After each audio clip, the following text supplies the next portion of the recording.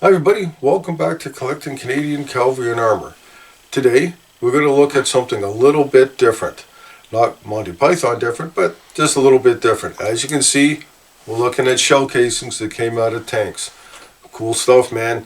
Spending time on the range firing the main armament. Cool stuff. Let's take a look. So we're going to start off with this one here. This is a Second World War shell casing from a 75mm tank gun. It's dated 1943 in the bottom, just made out of brass, nothing in it but air. So on the bottom you can see manufacturer's information as well as the date 1943. It's got the caliber on it, 75mm. So this would be the same caliber as the guns on the early version of the Shermans, the 75 low velocity gun, and kind of cool addition to the collection. Now for some shell casing and a projectile that's near and dear to my heart. This is the 76mm stuff that we fired out of the Cougars. Spent a long time in Cougars, and heck of a lot of fun. Best job I ever had. So you can see on the bottom here, nice brass casing.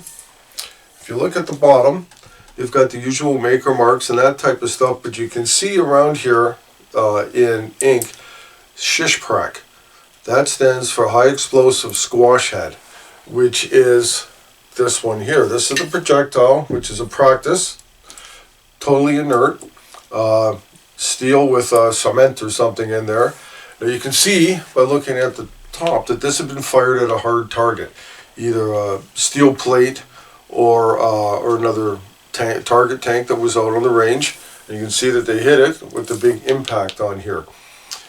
You can see on the side here they've got some faded lettering and stuff. This just says 76mm Shishprak, again, high explosive squash head practice round. On the bottom here, this is where the tracer would be, so that you can watch the round go down range and impact. And you can see, oh, this thing's heavy, along here, this copper ring. It's now indented, and that's from the rifling inside the gun of the 76mm gun that was on the Cougars. Now don't forget, the turret and the gun are the exact same as was in the Scorpion light tank from the British Army. So they took a hole, put this the tank turret on top, and Canada used them. A lot of fun, I tell you, a hell of a lot of fun being out on the range. I think at the time that we were using these things, the bullets cost about $800 a round. So no matter how much we paid in income tax, we knew we'd get it back on the range. Cool stuff. Now for something a little bit bigger. This is a very acoustic. This is a shell casing from a 105mm main gun that was on the Leopard 1 tank.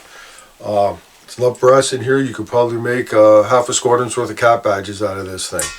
Nice and heavy, well done. My daughter picked this up actually when she was out in Gagetown, New Brunswick.